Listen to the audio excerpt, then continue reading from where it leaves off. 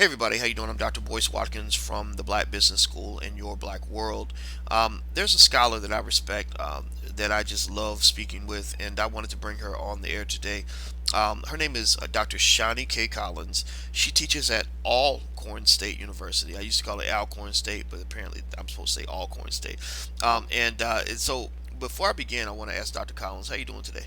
Hi, boys. How are you doing, Dr. Watkins? I'm doing really well, and thank you for asking.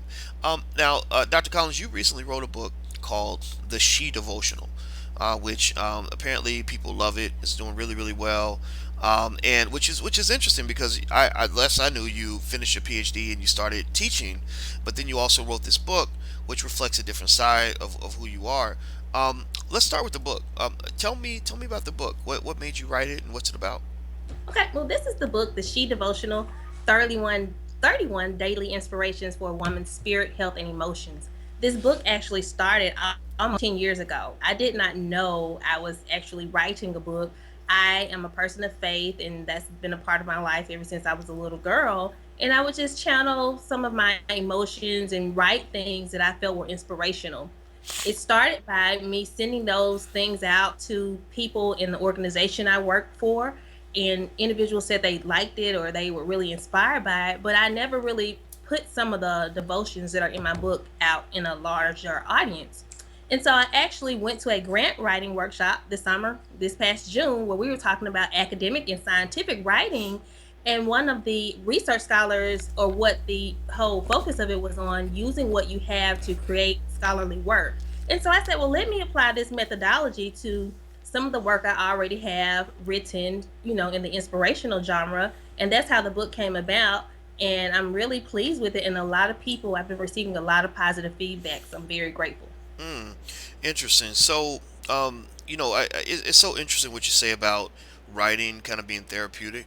Hmm. I always tell people all the time that writing was just the best therapy for me when I started keeping a journal and stuff like that. I would get so mad and I would just write it all out, and I'd feel better when I was done, almost like talking to a therapist in a way. And then I also found that the writing helped my writing skill, Yes. which is funny because now a lot of people don't know how to put together a sentence. Unfortunately, Right. it's kind of sad.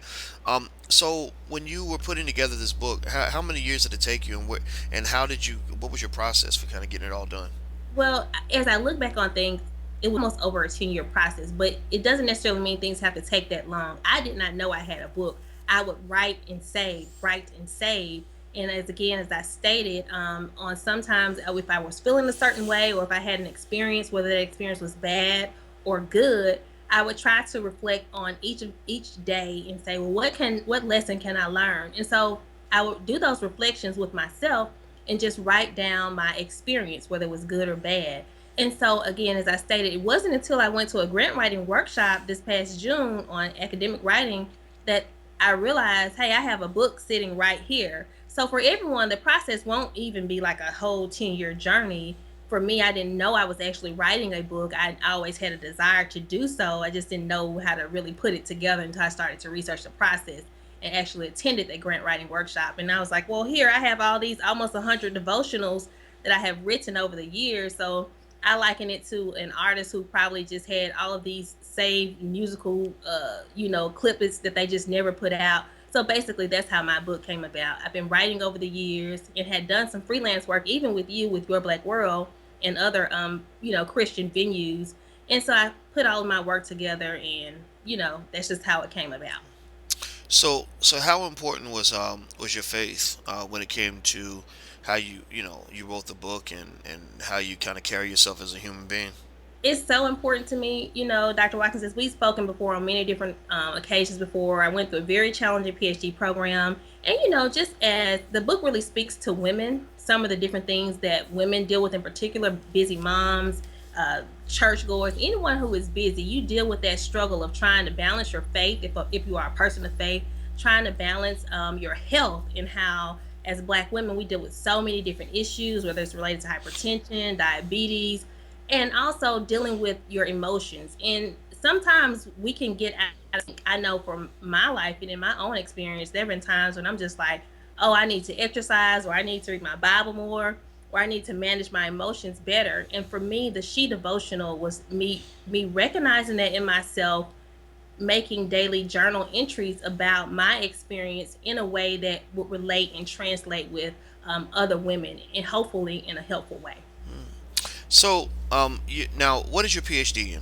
My PhD is in social work. So talking about balance and having a spiritual basis, or emotional stability, as well as physical health, is all a big part of the social work profession. And what I personally advocate for as a social work educator and researcher, I study health disparities as a researcher, in particular with among African American women. And so a big portion of who I am, and what I like to study, and what I like to hopefully translate to other women and men, is that your health is so important. Because if your health is out of order, it's going to impact your emotions. And if your spirit is out of order, it's going to impact your health and your emotions. And so it all sort of works together. So basically what I'm advocating for in this book is to empower women to basically focus on their health and focus on self-care, to prioritize their health, to prioritize their relationship with a higher power, if that's God, Christ, or whatever they choose to